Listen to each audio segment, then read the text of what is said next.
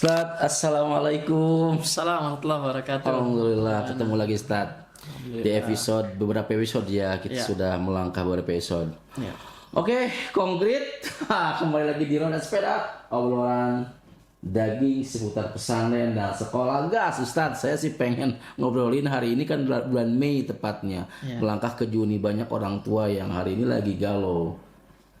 Tips memilih pesantren atau sekolah yang tepat.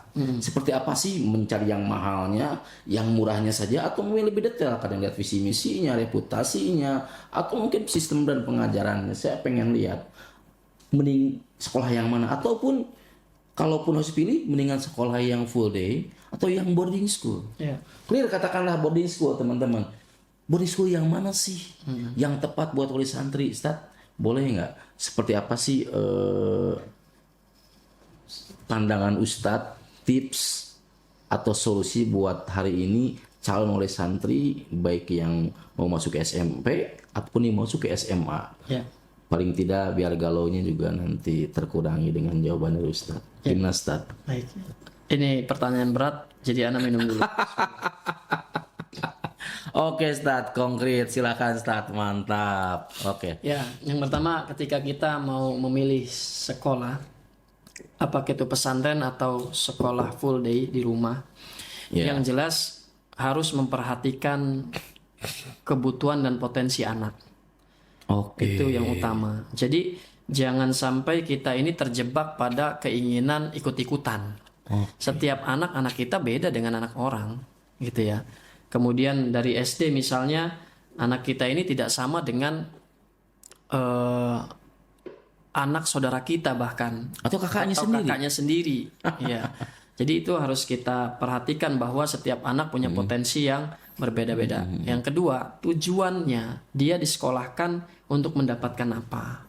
Oke. Ya, karena gini, patokan orang sukses, ya, sebagaimana Allah firmankan dalam Al-Quran itu, walaqad ataina Dawuda wa Sulaimana ilma wa qala alhamdulillahilladzi faddalana ala katsirin min ibadihil mu'minin. Kata Allah, aku telah anugerahkan kepada Sulaiman dan Daud ilmu. Ya, dan mereka berdua mengucapkan segala puji bagi Allah yang telah mengaruniakan kepada kami ilmu tadi di antara orang-orang yang berilman. Nah, jadi ada dua tuh, ilmu dan iman. Ilmu, Iman, ya. Oke, sip. Maka ini harus seimbang nih dalam kehidupan. Ya, jadi orang belajar ilmu tanpa iman adalah kebutaan. Oke. Orang belajar iman tanpa diiringi dengan ilmu akan menjadi orang yang pasrah dengan keadaan.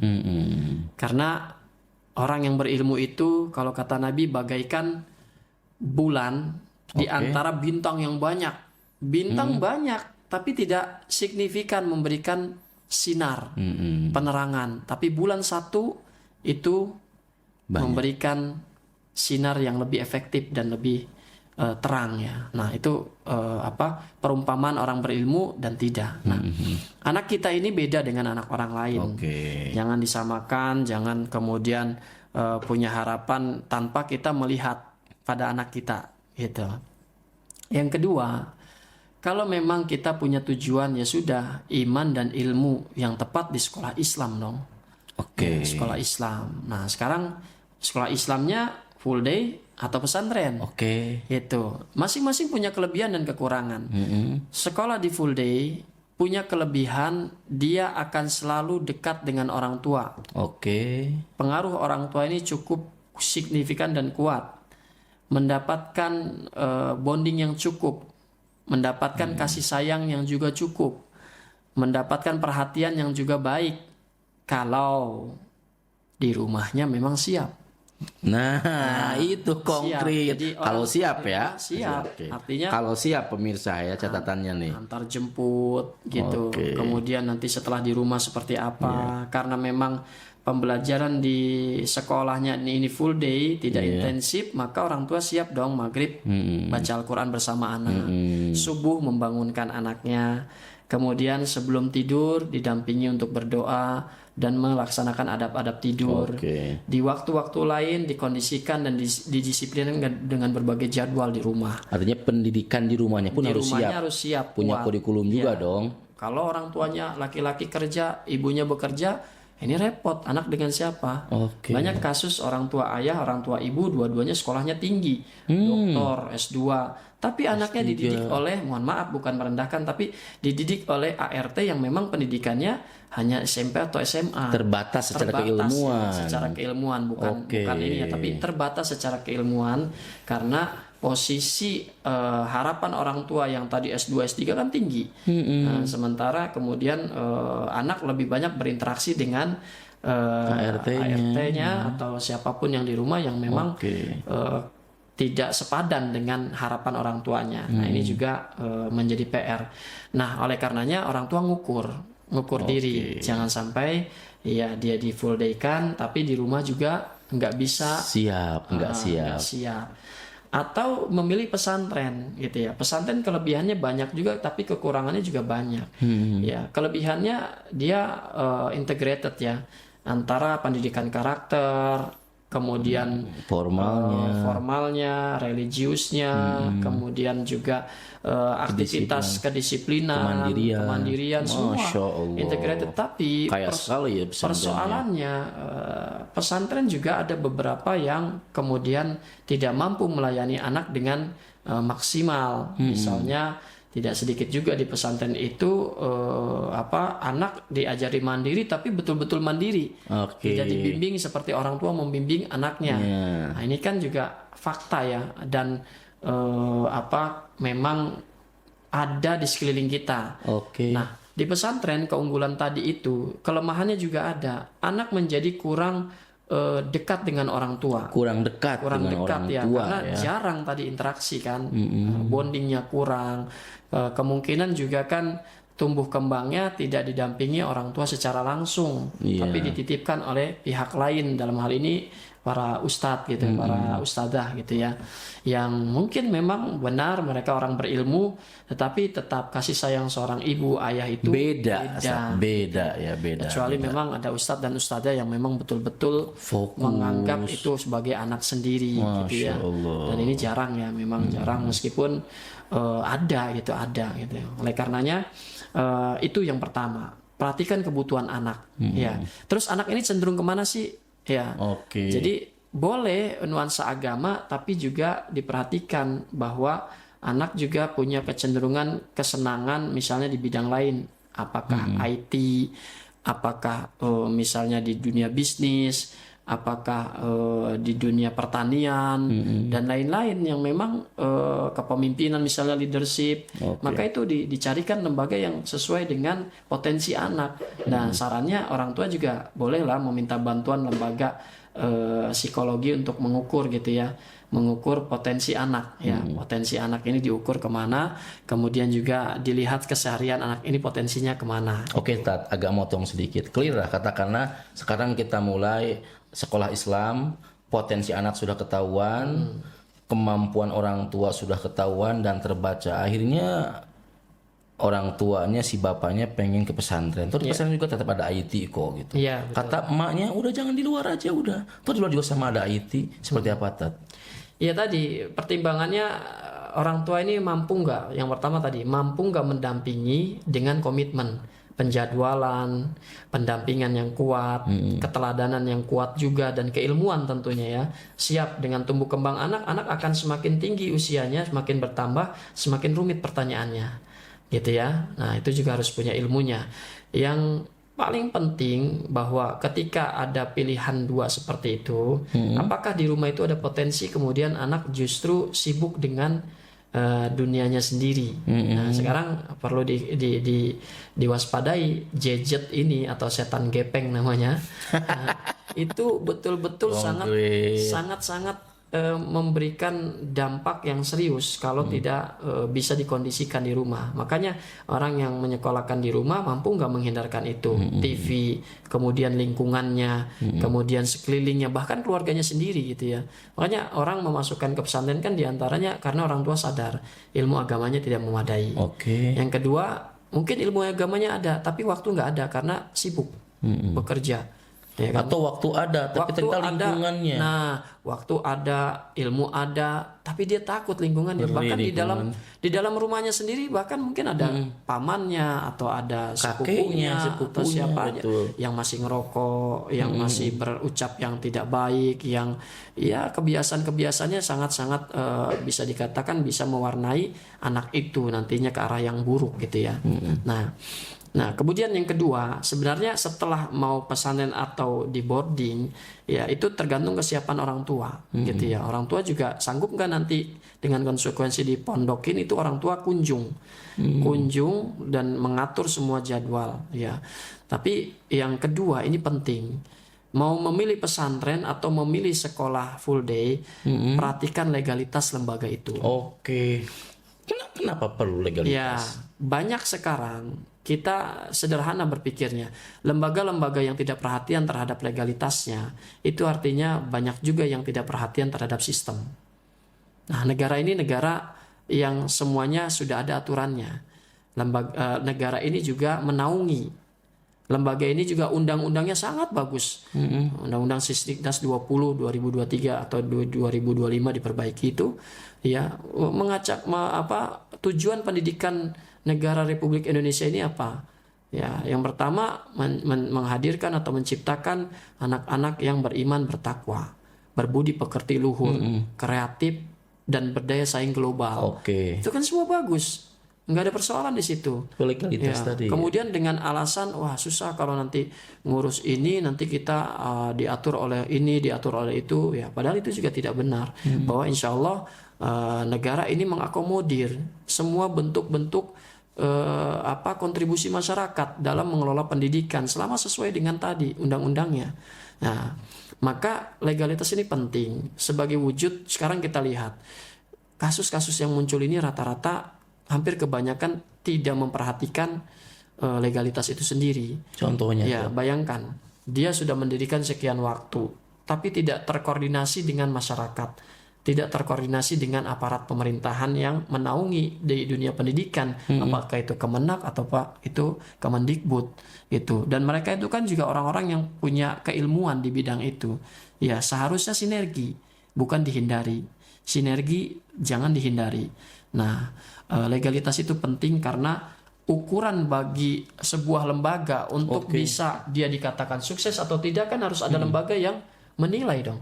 Ya, di antaranya akreditasi misalnya. Nah, akreditasi itu kalaupun dikatakan itu cuman gimmick segala macam ya, tapi setidaknya kalau dia sudah terakreditasi kan terperiksa. Walaupun ada standarnya lah. Itu, ada standarnya gitu ya, kurikulumnya, kemudian juga bentuk penilaiannya, kemudian gurunya, kompetensinya, alumninya, kemudian testimoni dari masyarakat dan semuanya kan diukur. Ya, itu yang kedua tuh ya. Yang ketiga bahwa perhatikan kurikulumnya. Muatan yang diinginkan itu yang seperti apa? Gitu. Ya, kalau saya cenderung kurikulum itu setidaknya tadi ya, sebagaimana di ayat yang tadi saya sampaikan di awal, iman dan ilmu ini beriringan. Ya, jadi jangan hanya mohon maaf ya, bukan mendiskreditkan, tapi jangan hanya tahfidz saja tok gitu. Ya kan anak ini menghafal Quran butuh interpretasi dari Al-Quran itu sendiri dalam kehidupan nyatanya, gitu. Sehingga dia ayat yang lain juga mengatakan ya wabtaghi fima atakallahu darul akhirah wa la tansa nasibaka minad dunya. Artinya apa? Allah juga memerintahkan orang pelajari Al-Quran, tapi pelajari juga ilmu dunia untuk bekal hidup. Gitu. Orang sholat, di antara syarat sholat itu pakaian bersih. Di antara syarat itu tidak boleh terbuka auratnya, harus masuk waktunya. Itu kan semua butuh apa? Teknologi dan juga butuh uang. Baju nutup aurat butuh uang. Itu masuk waktunya butuh teknologi. Dia lihat jam atau alat semisalnya. Dan misalnya menghadap kiblat juga butuh teknologi. Kemudian misalnya bersuci dan lain-lain, semua termasuk misalnya orang beribadah umroh, kemudian zakat, itu semua ibadah yang membutuhkan pembiayaan. Jadi ketika orang tua menginginkan anaknya hafid, ya oke, bagus ya, sangat bagus itu. Tapi jangan lupa bahwa dia juga harus dibekali ilmu lain. Kalau pesantrennya memang itu khusus hafid terus, tahfidz terus gitu. Ya itu yang menjadi problem ya. Saya sarankan pada pesantren-pesantren yang demikian tetap harus mengimbangi. Oke. Ya, tahfidz itu utama boleh, tetapi dia Ada pendidikan formalnya. iya, pendidikan formal. Minimalnya PKBM. Setidaknya tadi yang namanya matematika diajarkan, Oke. bahasa Indonesia. Karena bagaimana mungkin dia menjadi imam bagus bacaannya tapi ngomong sama orang nggak bisa. Tapi memang ada sekolah yang seperti itu. Ada. Akhirnya public speakingnya tidak terasa dengan baik, jadi kaku, jadi sulit berinteraksi gitu ya. Karena memang polanya yang keliru gitu ya. Oke. Kemudian Kurikulum iya, tadi ya. kurikulum. Jadi harus seimbang ya. Ada tahfidz ya, tapi juga ilmu-ilmu yang dibutuhkan seperti bahasa Indonesia tadi, matematika ya, itu sangat-sangat dibutuhkan, atau ilmu-ilmu sosial ya, interaksi, adab dan seterusnya yang harus mereka pahami di masyarakat kita gitu. Oke, Ustaz. Jadi tadi, oke lah, Ustaz, sekarang kita mengerucut. Artinya tadi ngelihatnya dulu kebutuhan anaknya, kondisi orang tuanya, kurikulumnya, reputasi dan yang lainnya. Karena memang itu ternyata perlu juga ya. Artinya enggak buat bapak-bapak itu juga salah satunya yang perlu dilihat. Kaitan dengan keberhasilan, Tat.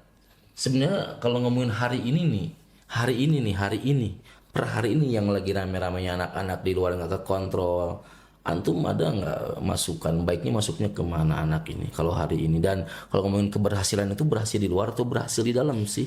Atau memang setengah-setengah, SMP-nya di dalam, SMA-nya di luar, atau seperti apa? Ya, kalau mau idealnya saya pribadi kalau orang tua mampu masukkan anak itu sejak SMA saja di pesantren. Yang berbasis asrama ya? Iya, berbasis asrama, tetapi tadi jangan tanggung-tanggung. Di antara tips yang berikutnya yang keempat ya, lihat gurunya, kompeten atau tidak, Siap. linier atau tidak, kalau perlu tersertifikat atau tidak.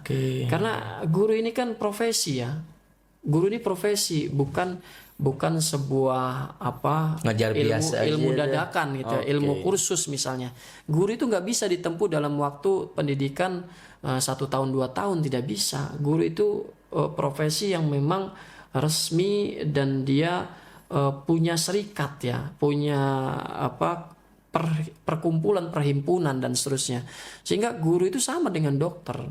Ya, kalau guru itu salah, maka yang rusak itu satu generasi. Kalau dokter melakukan malpraktek, itu 1 orang mungkin yang meninggal. Tapi guru ini bisa merusak dan terus turun temurun gitu. Maka harus diperiksa benar-benar gurunya ini linier atau tidak, latar belakangnya seperti apa, ya, kemudian juga pengalamannya bagaimana gitu ya. Jadi setelah lembaganya terafiliasi atau terdaftar atau berizin resmi atau tidak kepada negara kita, ya kemudian guru harus dilihat nih. Ya, jangan-jangan gini, sekolah Islam tapi banyak guru yang nggak bisa baca Al-Quran. Gitu ya. Ada.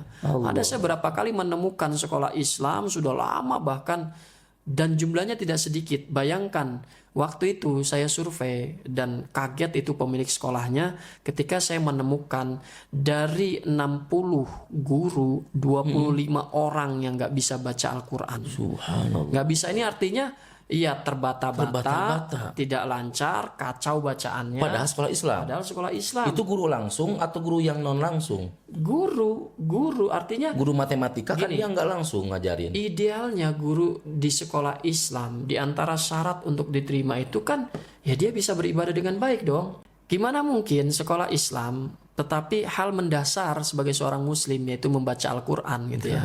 Gak bisa. Sekalipun nggak langsung. Sholat pakai baca Al-Quran nggak? Sholat baca Al-Quran. Mau umroh ada nggak doanya dengan bahasa apa? Bahasa Arab. Itu. Jadi mutlak yang namanya guru di sekolah Islam itu harus belajar din dengan sebaik-baiknya. Yang hal mendasarnya itu ya Al-Quran. Dia bagaimana mau hafal doa, zikir kalau dia nggak bisa baca Al-Quran? Gimana bacanya? Pakai baca Latin, ya nggak bisa tepat, nggak sesuai. Ya, kayak orang Sunda bilang bager, atau cager. Ya, kan jadi ejahan dengan pengungkapan kan berbeda.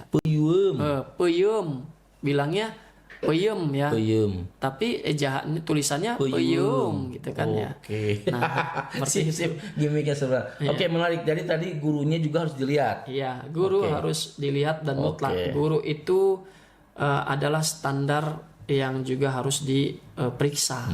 Baik dia keagamaannya, latar belakangnya. Kalau perlu tadi tersertifikasi apa tidak. Oke. Gitu. Nanti saya ada pertanyaan lagi nih. Apalagi Ustaz? Ya, kemudian yang berikutnya terkait dengan tips ya. Tips setelah kita lihat bahwa guru itu adalah yang juga perlu diperiksa. Yang berikutnya bisa jadi fasilitas penunjang ya. Oke. Fasilitas penunjang ini sangat penting karena kalau tidak ideal dan layak, bagaimana mungkin tercipta sebuah kegiatan pembelajaran yang memadai. Misalnya, ada nggak masjid? Gitu ya di sekolahnya itu. Oh, ada musola saja. Ya, musolahnya bagaimana dilihat, bersih nggak? Kan kelihatan yang sering digunakan dan betul-betul sekolah itu fokus ke situ akan dirawat dan baik. Oke. Gitu ya. Bahkan bukan mungkin, tamannya saja. Iya, bahkan mungkin di AC, di karpet yang bagus gitu ya. Atau fasilitas lain bermain. Kalau sudah sekolahnya tidak ada fasilitas bermain, bagaimana anak mau bahagia? Emang anak disuruh belajar terus-terusan? Ya kan? Anak itu kan harus seimbang 3 hal. Seimbang. Apa aja tuh? Bermainnya iya. Oke, bermain. Istirahatnya iya. Istirahat. Dan belajarnya iya. Belajar konkret. Kalau tidak ada fasilitas bermain yang memadai, ya siapa yang mau nyaman berada di situ? Terus, emang anak ini malaikat. Terus disuruh belajar taat, terus nggak bisa. Anak butuh bermain, anak butuh istirahat gitu ya. Istirahat itu artinya apa? Ada tempat yang nyaman buat mereka. Kalau di pesantren lihat kamarnya. Oke. Lihat kamar. Kalau sudah lihat kamar kacau, ya orang tua berhak untuk nggak usah deh. Ngeri ya kamarnya aja begitu gitu ya. Kelasnya dilihat coretan di mana-mana. Kemudian lihat kantor guru berantakan, buku di mana-mana. Nggak ada juga duduk guru di situ duduk yang sedang betul-betul persiapan mengajar, membaca dan segala macam. Artinya ini ada ya di dunia pendidikan, dan dunia sekolah. Dan budaya itu akan kelihatan kalau kita datang ke sekolah, survei misalnya akan kelihatan tuh. Yang mana sekolahan yang memang betul-betul sudah tertata, punya karakter, punya budaya positif, maka akan kelihatan semua dari bersih atau tidak, rapi atau tidak. Kemudian tulisan-tulisannya, kemudian sikap-sikapnya yang muncul, anak-anak di sekeliling bagaimana, gurunya juga ramah atau tidak, itu kelihatan semua. Ada lagi nggak? Apa lagi? Ya, yang berikutnya setelah, baru nih mulai ke biaya disesuaikan. Nah itu yang Anda tanyakan. Nah biaya itu, gimana tuh? Jadi kadang-kadang jangan sampai terjebak. Seringkali orang hanya berpikir di awal itu 2 hal. Survei, lihat fasilitas, terus biaya. Nah ini yang sering kejebak orang tua. Biaya dan fasilitas saja yang dia jadikan tagline utama dalam memilih sekolah. Ada AC-nya enggak? Nah padahal tadi urutannya kebutuhan anak, terus periksa legalitasnya, ya, kemudian kurikulumnya bagaimana, mendukung kemana, gurunya, kemudian sampai kepada baru fasilitas dan biaya. Oke, ini kaitan dengan biaya, tapi kan hari ini juga mau nggak mau, kalau memang pengen kriteria tadi sampai gurunya pengen yang linier, fasilitasnya clear, itu ada sekolah yang gurunya memang hebat, profesional, tapi itu mahal gitu. Itu hanya angan-angan pada akhirnya buat orang-orang yang memang uang sedikit. Realita hari ini ada yang memang biayanya murah tapi itu nggak ada. Kadang mungkin juga guru cabutan, akreditasinya pun akreditasi C, bangunannya pun seadanya. Apakah ada jalan tengah? Ya, ini tinggal orang tua sungguh-sungguh mencari sekolahan itu bukan dadakan. Oke. Konkret selama lutat. Ya, jadi intinya cari sekolah bukan dadakan ya. Bukan dadakan. Oke, jauh-jauh hari. Riset betul-betul. Banyak kalau mau bertanya ke kami misalnya, kita bisa tunjukkan wilayah Jawa Timur di mana ada pondok yang murah terjangkau dengan kualitas yang luar biasa. Ya kan, wilayah Jawa Tengah, wilayah Jogja, wilayah Jawa Barat, wilayah DKI dan sekitarnya. Banyak sekolah berkualitas dengan biaya terjangkau banyak sekali. Asal risetnya harus kuat. Jangan dadakan. Jangan dadakan. sering bertanya, sering kemudian berkunjung, sering hadiri setiap momen-momen yang berkaitan dengan pendidikan gitu ya. Termasuk sering hadir di channel ini akan banyak informasi. Jadi teman-teman Ya.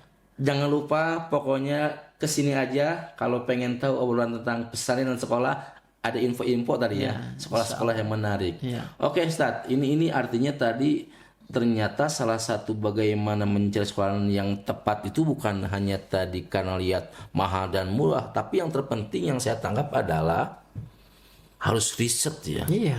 Nggak bisa dadakan. Gini ilustrasinya. Di sebuah toko online, Iya. ibu-ibu mencari barang, ya kan? Nah, kayak Pak Widi ini kan, kalau cari barang buat kebutuhannya, Tripod apa dia gitu. akan survei mati-matian tuh. Bintangnya. Mungkin nggak sehari, berhari-hari itu terus dia Bintangnya, lihat sampai komen. lihat bintangnya, komennya, harganya, pengirimannya, semua kan dia lihat. Sampai biar lihat, yakin ini bagus kayaknya. Baru dia eksekusi kan. Sama memilih sekolah juga begitu. Kenapa? Sekolah ini juga menu. Ada warteg, ada rumah makan Padang gitu. Atau Warnas. iya, Atau warung, restoran. iya, Rumah makan, maksudnya rumah makan. nasi uduk Bang Beni misalnya. Ini kan semua menu itu. Oke. Kalau mau cita rasa ya satu saja cita rasanya, nggak beragam ya cukup tadi nasi uduk Bang Beni gitu kan. Ya nasi uduk kan ya lauknya biasanya jengkol semur, Iya, gitu, orek telur tempe. balado, mie bihun, Tutup sama bawang daun, iya, bawang goreng. bawang goreng dan gorengan, kerupuk. Oke, gitu kan. oke. Nah, Padang berkualitas banyak lauknya itu ya ada yang mahal-mahal juga gitu. Kakak. Yang warteg tengah-tengah nih, warteg tengah-tengah gitu. Mau pilih yang mana? Sesuaikan. Nah, penyesuaian ini harus diiringi dengan tadi juga, bukan sekedar dia ngukur kantong pribadi saja. Tapi kalau memang dia sebenarnya mampu dengan upaya lebih keras dan anaknya memang punya keinginan juga pengennya yang Padang, berikan yang Padang.